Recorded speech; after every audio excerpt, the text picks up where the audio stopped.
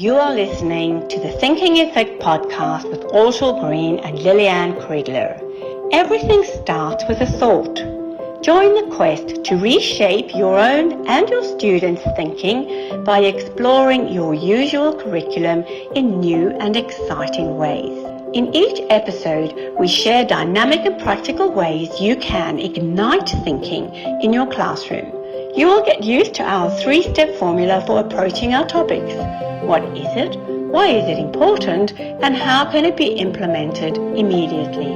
Listen on if you're ready to take your students on a journey to change the world one thought at a time.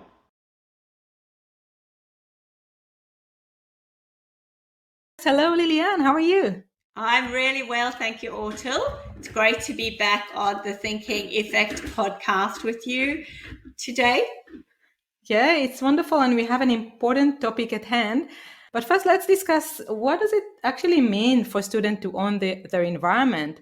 And we can probably split it into two, where the first one is from the student perspective, because it means that the students have more of an open environment and have more of a voice and agency, and they can come up with their own question and explore their own question about a topic or a subject at hand.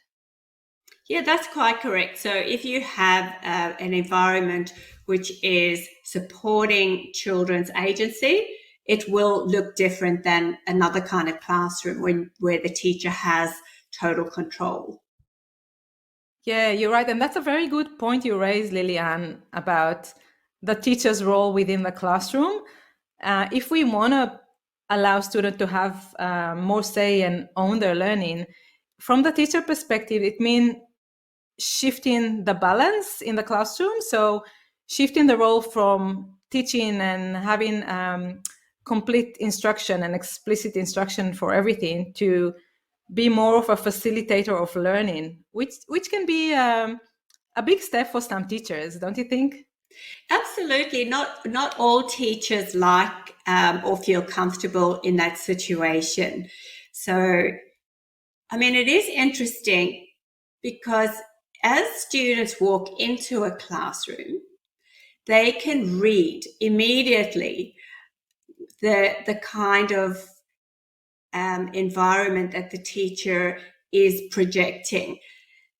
They understand whether it's a classroom where there's a sense of authority, where the teacher has to be in control, or, even where there's one where the teacher has a sense of responsibility, but that responsibility can be shared more or less equally, depending on what she wants to achieve, or he wants to achieve. And in Reggio Emilia, I've spoken before about these schools in northern Italy. Carla Rinaldi, who's one of their chief spokesmen, she says that space, physical space and environment is a language. And that language of space is very strong. And it's a kind of a conditioning force.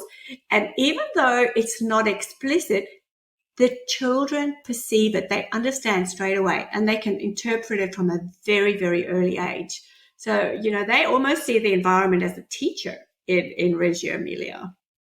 Absolutely. Our environment actually has so much impact on us, and in many different ways. If we think about it, it's the people around us, the energy within the room, the colors, the furniture, the smell, everything about the environment influence how we behave, how we learn, etc. So it's very important to pay attention to all the different aspects of our environment in order to set the optimal condition for learning. Yes, that's right. It's a complex thing, the environment. And I mean, it's been proven to, that if children have a rich, stimulating environment where they're active, that they have much more success in life. So there's a book recently published called The Origins of You by 4 authors, Caspi, Moffat, Poulton, and Belsky. And they followed the Dunedin study, which is all the babies born in Dunedin in New Zealand in 1972 to 1973. And it's been proven that the children who enjoyed environments, both in the classroom and at home, that had this ability to engage with and a rich supportive environment were the ones who were more successful scholastically, emotionally, and socially. So it's a huge deal. For sure. And there are also many researchers about what happens when we give students more voice and agency, when students own their learning. And apart from being allowed or enable them to achieve greater outcomes academically, this research actually shows that they feel more belonging to the school, the sense of belonging increases, and therefore the well-being of the students actually is much better. So as you mentioned, definitely there's a lot to say about the environment, and how we set the environment impacts so many different factors within the student life. And so we need to always remember that, yes, it increased academic outcomes, but also improve their well-being and belonging, which is another thing we want to achieve at school. That's quite right. So the emotional attachment and sense of belonging is really important. But not all teachers. This isn't something that you do in one step. Going from, if you are a teacher who likes to have control, and Joy, I understand that, believe me. But if you're wanting to change that dynamic, and many teachers have already done this, some educators even team teach across 2 or 3 classrooms, and there's a lot of movement.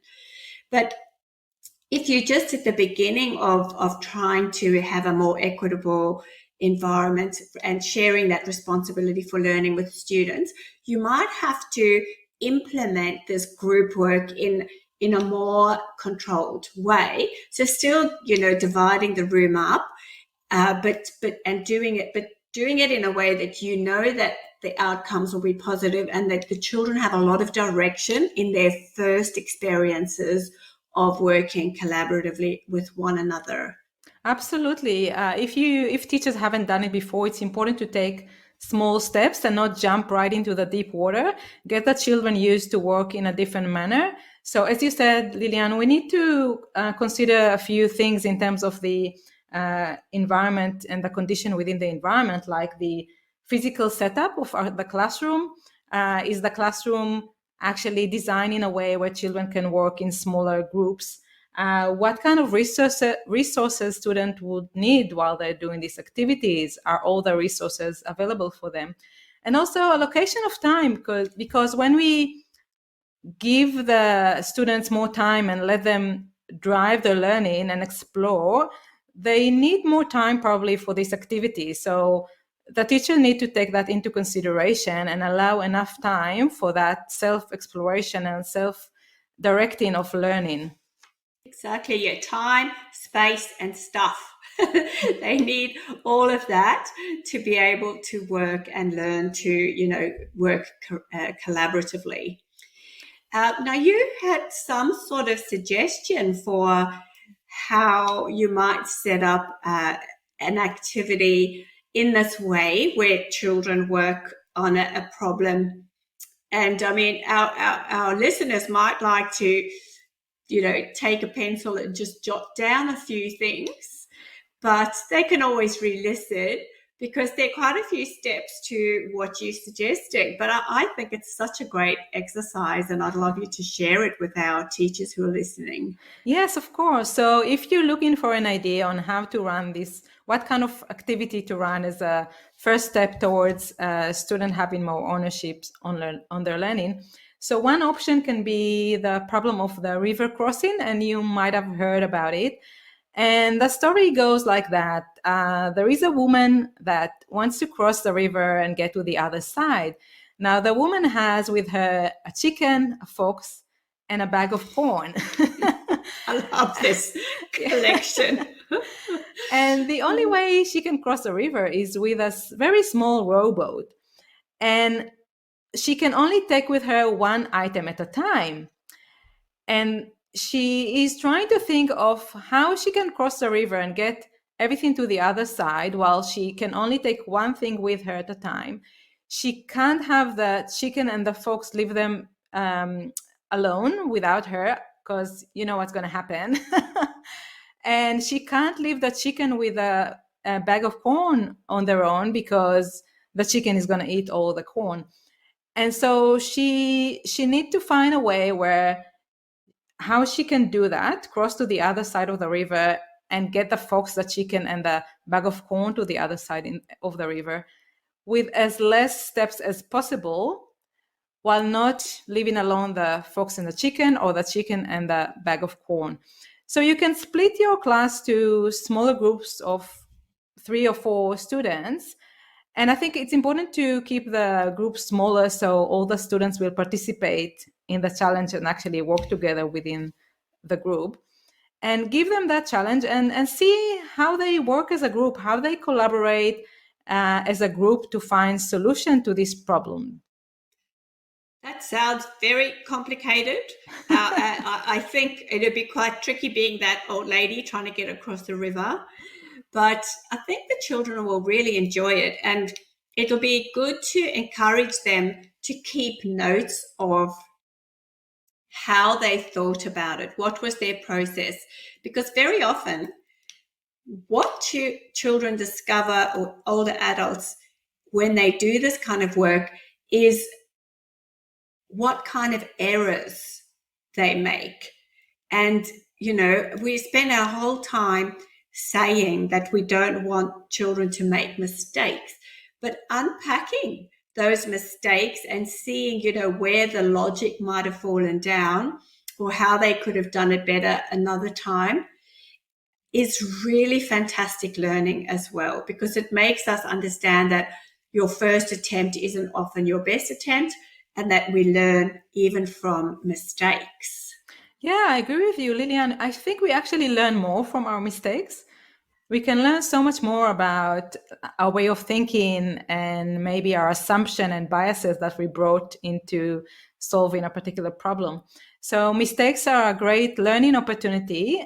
And you can ask your students, each group, to share with the rest of the class their solution to the problem, Yes. and also the mistakes they made along the way. So what happened along the way? Yes. What different ideas did they have? What other solution they might have tried and realized that it won't work?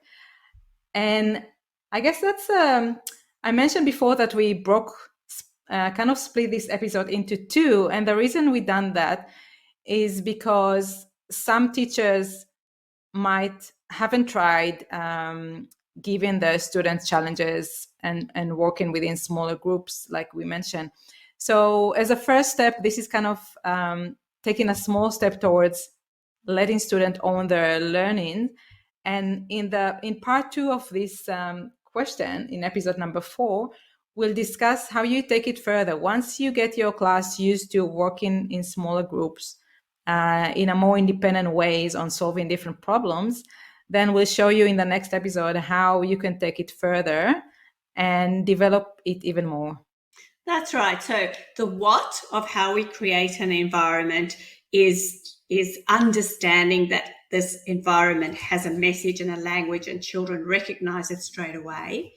The why it's important is because children learn so much better when they're actively learning and when they're engaging with others. And the how is to start in the steps that relate to your comfort zone, and then pushing that so that you can expand it and give children even more independence in their learning. Yes, and we'll be back with part 2 of the environment, and you'll be back with us shortly. Yeah, sure. And please feel free to share your experiences with us. Drop us an email to the Thinking Effect podcast at gmail.com and let us know how it worked. What was your experience like? What was your students' experience? Share your stories with us. Yeah, we love hearing from teachers.